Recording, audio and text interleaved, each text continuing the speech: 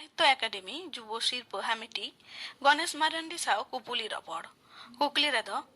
সুতলাল সরেন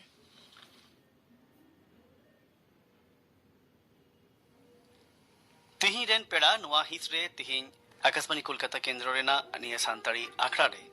सेटे मेना कदिया मिट खास पेड़ा मानतान गणेश मारांडी लेतरा लक्कना गणेश मारांडी तो 2022 सहित रे गिद्र साहे लगी बाल साहित्य पुरस्कार जादो साहित्य एकेडमी दिल्ली पाटा खनते एम चालोकान इन शिल्प हामिटिट कनाय मानतान गणेश मारांडी मा आम नवा शिल्पम जाम कट खातिर आले हो अडी अडी रस्कले सदरेट कना और इन साउते नि तेहिना संतरे आखरे आमले सागुन दारामेट मिया मा जोहार होय जोहार गे आमा नवा जहां शिल्प जाम नि शिल्प जाम खातिर ते आले हो अडी अडी कुसी रस्कले सदरेट कना आम जेहेलो निया शिल्प जाम रिना जहां खबरम जाम के दो चिलका आमा अनई को चिलका थाय कना आमा अनाट करबा उतले में होय अडी नपाय कथा ᱤᱧ ᱫᱚ ᱟᱹᱰᱤ ᱠᱟᱹᱴᱤᱡ ᱩᱢᱮᱨ ᱠᱷᱚᱱ ᱜᱮ ᱚᱞ ᱵᱤᱞ ᱥᱟᱶ ᱡᱚᱲᱟᱣ ᱢᱤᱱᱟᱹᱧᱟ ᱡᱚᱠᱷᱚᱱ 7 8 ᱨᱤᱧ ᱯᱟᱲᱦᱟᱜ ᱠᱟᱱ ᱛᱟᱦᱮᱱᱟ ᱩᱱ ᱵᱤᱫᱟᱹᱞ ᱠᱷᱚᱱ ᱜᱮ ᱚᱞ ᱵᱤᱞ ᱥᱟᱶ ᱡᱚᱲᱟᱣ ᱤᱧ ᱛᱟᱦᱮᱸ ᱠᱟᱱᱟ ᱚᱞ ᱚᱞᱛᱮ ᱱᱚᱜᱼᱚᱭ ᱱᱤᱛᱚᱜ ᱩᱯᱨᱩᱢᱤᱧ ᱧᱟᱢ ᱟᱠᱟᱫᱟ ᱟᱨ ᱱᱚᱝᱠᱟ ᱦᱚᱧ ᱧᱮᱞ ᱟᱠᱟᱫᱟ ᱡᱚᱠᱷᱚᱱᱤᱧ ᱚᱞ ᱵᱤᱞᱤᱧ ᱮᱦᱚᱵ ᱟᱠᱟᱫᱟ ᱩᱱ ᱵᱤᱫᱟᱹᱞ ᱤᱧᱟᱹᱜ ᱩᱢᱮᱨ ᱨᱮᱱ ᱥᱮ ᱡᱩᱣᱟᱹᱱ ᱠᱚ ᱩᱱᱟᱹᱜ ᱵᱟᱝ ᱠᱚ ᱛᱟᱦᱮᱸ ᱠᱟᱱᱟ ᱩᱱ ᱡᱚᱠᱷᱚᱱ ᱫᱚ ᱟᱹᱰᱤ ᱨᱟᱹᱥᱠᱟᱹᱧ ᱵᱩᱡᱷᱟᱹᱣ ᱛᱟᱦᱮᱱᱟ ᱡᱮ ᱱᱤᱛᱚᱜ ᱩᱱᱟᱹᱜ ᱡᱩᱣᱟᱹᱱ ᱠᱚ ᱵᱟᱹᱱᱩᱜ ᱠᱚᱣᱟ नौकान ताक रे इन ऑल दा मन मन तिरपित हई अटकार आदो नय नुना दिन ऑल बेल सा जोड़ा मिनिया और जहाँ हिलो साहित्य अकादमी पास्टा खन खबर को एमादिया जे सिरोपा लगे आमें बछनाव कना अड़ी रस्कनी अटका आनवा इन्या सुमुंग रस्क रना कथा दो बांग कना आबो सावता रेया मिटंग गौरव ना कथा कना आबो सांताली परसी साहेब जहाँ को दुलड़ा उनको को रस्क्रिया कथा कना आबोरन परसी दुलड़िया को नो दो रस्क्रिया कथा कान गया हपन मई 2016 रे उछल लेन निया पुथी खातिर आम नवा शिल्प नाम कितना बना नितो तो नो पुथी बाबद नासना लई तबन में हपन मई नवा पुथी ना nyutum तायम रे मिटंग नागाम से कथा लई लक्ति कान गया असल कथा नोंका कना इंग्रे मिटा हपन मई ताहे कना जहां दो अड़ी कटी उमेर रे जखन उनिया उमेर चाचो डिडी से ने तालामे सणाए थेना उन बिदल के हपन मई दाले जतो के बगिया लेया आदो उनिया दिशा निथो में समांग रे झलका गया आदो उनी हपन मई दिशते ना पुथना nyutum दो हपन मई दहो कदा ओना साउते आबो साउतार आरो जहां तिन हपन मई मिना कोआ से हपन को बगु तको मिना कोआ उनको दिशा काते होनवा पुथिना मिटांग nyutum दहरना कुरुमुटु तिंग और नवा पुथी रे दो नोनकान गिद्रे को कथा दिसकाते ऑल को मिना जहां गिद्रे को अब आदु दिसर मिना को और शहर बाजार नितो बन तहन कना ओंडे आबर बो मई मिना को तो मोना बाना टोटन गिद्रे को दिसकाते गे उनको ओका खुशी रस्क उनको ओका लेकाना परिवेश को हारा बुरु कना ओनकान परिवेश रना साताम को इदी खाते गे न हपन मई पुथी रे दो अनोड़े से गिद्रे बाउली को मिना अदो नोआ हपन मई पुथी आते के निये पुथी आते के आम पुरुलिया जिला रेना महेश नदी आतो खन साहित्य एकाडेमी हाबी एम सेटर के तमना 2022 सहित रे अदो ओय जे नोआ आमा जहां तानाड़ाम नोआ बाबत बाडाय सनाई केना नासेना तायम से दिंगलांग तालाम ᱧᱚᱜ लेगे आमा ऑल एथॉप कथा बाबत बाडाय सनाई केना चेक लिखारे नोआ आमा ऑल एहोबेना अडी नापाय कथा इन जखन 9 री पढ़ा कान तेना उन वक्ते ओका पाता रे चे बानी से नितो दो ओंडे ओना पाता रे सिली पाथाम नाम केदा ओना पाथाम नाम छट नोंका मोने रे मिटा इको हे दिया आलेया परसी सांताली ते हो पाथाम मिना पत्रिका मिना अडी हाहाड़ा मिटा इको मोने रे जाना मादिया और रस्क हो आज पुइले पुइले दिन तो बांग्ला परसी ते छोड़ाई ओले थेना एमन चे ओना माध्यमिक साथी उडुंगो कान थेना माध्यमिक पढ़ाशुना उच्च माध्यमिक साथी ओनारे इन्या अनोड़े हो उछन बड़ाव कना और ओना उमेर रे आकाशवाणी खन जहां सिंगमा हिलो शिशु महल गल्प दादुर आसर ओना उछन कान थेना ओना आंजमे थेना आदो ओंडे गिद्रे को अनोड़े पढ़ाव आवृत्ति लेकाना जहां हिस को उछन कान थेना आंजमे थेना इन हुई रस्क कान थेना मने मने इन्या हो नोंका रस्क काना इन हुई ओला आदो पुइलो बांग्ला छोड़ा ऑल ऑलते जखन की सिली पाथाम नाम केदा एनखान गे सानताड़ी ते ऑलो एहब केदा आदो एनखान गे इᱧ सानताड़ी ते ऑलो रे मिटांग पड़ी दो आरहों लाहा चलावना आजम कते आले हो अड़ी रस्के ले बुझावेत कना और आजोमिया कोठेन हो नवा दो अड़ी रस्के तिना कना जे आमा राना काबरे आकाशवाणिया जा उडंग के एने मेना कदा नोडे खना हो उद्गम जाम कदा नवा दो आले लगी हो अड़ी तिरपी तिना कथा कना अदो लई तबन में जे आमा घरोज रे नोकन सावहेद चर्चा ना जहाना परिवेश तहे कना एकल बंग आले घरंज रे दो साहेत चर्चा ना उनका चे परिवेश बांग तहे कना चेदास इन गोगो हो ऑलो पढ़ाव लेकानी हर दो बांग कनाय और इन बाबा हो उन धबी बाय पढ़ाव का तहेना और नोहा हडी सरी कथा आले आतो रे उनका लाफांग सेचेदान हर हो बांग को तहे कना नोडे लई हो गानो के पासे आले आतो रे निंगे फर्स्ट ग्रेजुएट तो उनकान मिटन आतो रे परिवेश खन रकाब है मने मने ते इहो हाड़ाई बुझेवा और मिटन कथा आकाशवाणी कथाम लई केदा जे ओना कटी उमेर खन गे इन सानताड़ी गायन आंजम तेना और सानताड़ी गायन रे मानवता पुरबुल हेमरमा आड़ांग मानवता रावण बास्के आड़ांग नुको आड़ांग आंजम काते अडी रस्किंग आट करे थेना नित हो ओना दिसै गया ओना गायन कोरेया ᱧᱩᱛᱩᱢ को उछानो कांते गायन स्कूल को हेक काते माने कटी उमेर खन के सानताड़ी आखड़ा ना आंजम माने आंजम रना मिट हेवा ताहे कना आपे आतो खुना पहिल उतर ग्रेजुएट एम हुईना इन तयम ऑलो जियो रेम चाचोइना मेता में जहां formal education in rem चाचो इदीना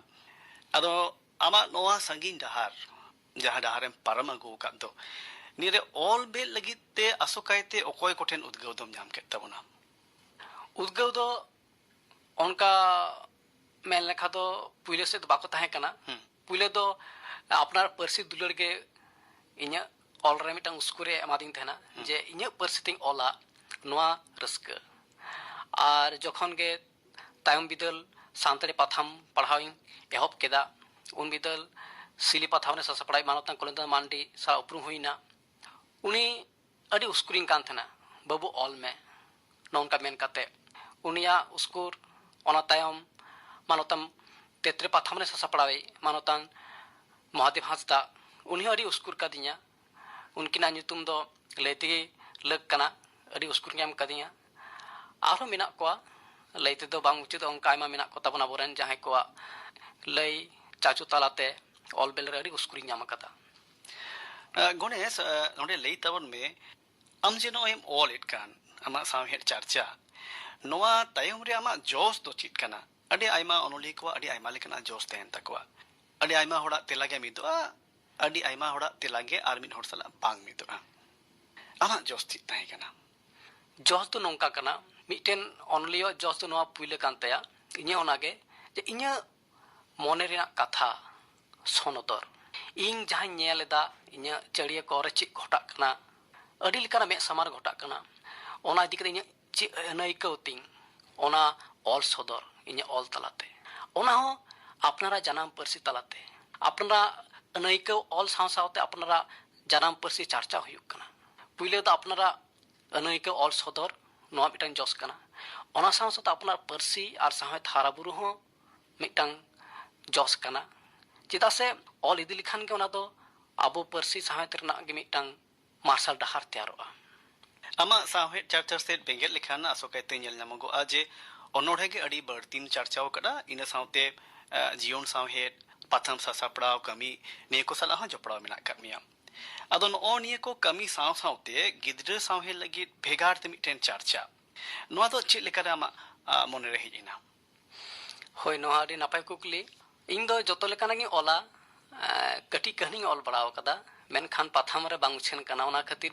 Aima हर बांग को बडाया जे इन दो कहनी ऑल बड़ाय तने मेनते ओनोढ़े जस्ती छापा पड़ाव कानते आयमा पपड़ाव को बडाया जे बांग गणेश बाबू दो ओनोढ़े के ओला तो कहनी ऑल गया ओनोढ़े ओला आदो जहां ओक्ते खन सारजमुल पाथाम सासपड़ाविंग एहब केदा उन ओक्ते खन कटी ऑक्तरना मिटा खांगन ठिंग आइकौ केदा आदो ना ओक्ते ना खांगन होते तेगे आदि उहेर दा बांग गिद्र सावत हो चर्चा kan गानो गया जैसे गिद्र सावत रे दो पासे जा उडी ऑक्तो कुड़े गानोआ ओना तालते ओलोआ आदो उनका कते के गिद्र सावत चर्चाव से इन मोंडाइना गिद्र सावहेद चर्चा बेड़ा रे ओका ओका पाहटा को आम उहेरेम दोहोया आमा हुनु दिसरे ओका ओका पाहटा को बढ़ती ख्यालेम दोहोया से गिद्र साहेब सिरजाव वक्ते ओका पहाटा बढ़ती में लुतुरा लगती कना मिनते मोनिया अडी हमाल कुकली नोआ दो आसल कथा हुई कना गिद्रवा मन रेना जगत रे बोलन दरकार कना जहां को गिद्र साहित को चर्चाया इन उनका गिन कुरमुटु कदा गिद्र उनको मने जगत रे चेक को घटा कना उनको ओका लेका को उयहर भावना उनको उनको ओका लेका को चिंता इदा आरचे उनको जहां को नेलदा जहां को अंजम दा ओना ओका लेका कत को उयहर ताहेना उनको ओका कुसिया ओना को दिशा कते गिने ऑल दो उनी मिटा गिद्र जहां नेलदा ओना आय चिका कते गांडोन दा मन तला रे उनकान साताम एवं ओना साताम नोंका कते ऑलोआ जे रस्को हो नाम माय आर कटी सिकनत हो नाम मा एमन दो बांग कना जे खाली रस्का सुमु लगी गे ऑल हुआ उनका दो बांग उनी गिद्र दो रस्का हो नाम मा आर ओना साउते सिकनत हो नाम मा इन्या साताम दो उनका गे जस्ती काय मिना जे रस्का साउते किछु सिकनत ना खोद हो नाम मा आम दो मिटन माचेत लिकाते बहाल मिना अकाद मिया और नोय जे माचेत कमी रेम जोड़ाव कान दो माचेत कमी रे बहाल मिना में दो निया कमी सला चाइल्ड साइकोलॉजी मिता में गिद्र को अक्वा मोने ना जहां जेकेट ना तको इने सला अडी बढ़ती जोपड़ा ना मिटन दाव ᱧᱟᱢᱚᱜᱚᱜᱼᱟ निया कमी हो कि आमा निया गिद्र साहेब सिरजाव कमी रे गोड़े एम काद मिया एकाल सरी कथा माचे को दो गिद्र साव को ताहेना गिद्र साव को अडी गान ऑक्ट को खेमावा और इन हो ओना होतेते अडी गान रावाल हराल ᱧᱚᱜ मिटान पांथाñ ᱧᱟᱢ कदा गिद्र साव चर्चा रे उनको सा मेसा कते इnya सुविधा गे हुई कना नितो दो मिटन भावना रिना कुकली नोय जे गिद्र साहेब अते पे कमिए ताबोना जहां को लगी निया साहेब कमी मेंदो गिद्र को नुको गिद्र को अबो सांताड़ी ते सिरजे का नोआ गिद्र साहेब को तीन गान को पढ़ावे ताबोना एकदम अडी नपाय कुकली इnya उयहरते अबो मारांग को गे जस्ती नेलोक कना पुथी पाथाम पढ़ाव रे हेवा बनु तबोना ओनाते नेलोक कना अबन गिद्र हो उनका माछा पुथी बाबन किरिंगाव कना आबुआ गे अंगीभार मिना आबोरेन हुडी हुडी बय माई तको पुथी किरिंग काते उनको अतिरे चाला को हुआ जहां को पुथी जहां को पाथाम गिद्र को दिशा काते ओलोक कना ओना को पुथी पाथाम जुदि आबो मारांग को जहां को मिना बोना गो बाबा जहां को मिना बोना आबो जुदि किरिंग काते उनको अतिर बन चाला को एनखान गे आबोरन बाबू माई तको पढ़ावा एनखान दुगरिया कथा दो नोआ के आबो गे उनकाना पुथी बाबन किरिंग दा से बाबन पढ़ाओ दा एनखान दा आबो दो चिकत आबोरन गिद्र को आबोरन बाबू माई तको आबो नोआ पुथी बन चाला को एनखान नोआ दो अडी मिटन जथात कथाम लई के तबना जे गिद्र को onte चाचो को लगिते अबो उड़ा रेन जहां सेड़ा होड़ को मिना बोन जहां गो बाबा को मिना बोन उनको आगे अडी मारा अंगीभार कना नोआ दो नितो दो निया लई तबन में जे तिहिं कोना पेगेल पुनगेल बांखान मोड़ेगेल सेरमा मारांग गिद्र साहेब ना जहां हबिगो तहे कना उन वक्त जहां ऑल रेना धारा तहे कना नितो वक्त की गिद्र साहेब एटा लेकाना जहाना कोई डिमांड इट कना नितो गिद्र साहेब आसोकाय तारो बढ़ती बोतल इदी टिना लगती पड़ाव कना होय लहातेना ऑक्टो दो जुदा तहे कना अनितो दो अडिगान जो ऑक्टो रुफराव कना लहाते गिद्र साहेब रे जहां सताम को तहे कना बीर बुरु दारे नड़ी चेड़े चिप्रू नुकु गुदी काते आतो दिसोम नुकु गुदी मेनखान जुग बदल कना नितो दो टेक्नोलॉजी रे जुग है कना सोशल मीडिया जुग हुई कना गिद्र को तीर हो मोबाइल नितो मेना नितो आपुरन गिद्र हो शहर बाजार को तहन कना तेहिंगा परिवेश पाल्टाव कना तो नोआ परिवेश पाल्टाव साव सावते गिद्र साहित रे साताम पाल्टाव इदी लगा बोना जदि बाबन पाल्टावा एनखान आपुरन गिद्र नेतार गिद्र दो ओना बाको पढ़ावा चेदा से बाय रिलेट दाड़ेया से नेतारा साताम जदि बाय ᱧᱟᱢᱟ एनखान दो आया परिवेश सला सगई बाय ᱧᱟᱢᱟ ऑल रे हे होय चेड़ा चिप्रू बीर बुरु दारे नड़ी सातामो ताहेना आर नहा ससनो जुग रिया सातामो ताहेन मा आर ओना साउते नितो नोंकाना सातामो दरकार मिना जहां को मितांगा साइंस फिक्शन जहां तो एटा परसी रे साहित्य को मिना जा गिद्र साहित्य साइंस फिक्शन इदी काते ऑलोक कना आबो सांताड़ी साहित्य रे हो साइंस फिक्शन इदी काते ऑल बे लगती मिना अच्छा लई तबन पे नितो सांताड़ी साहेब रे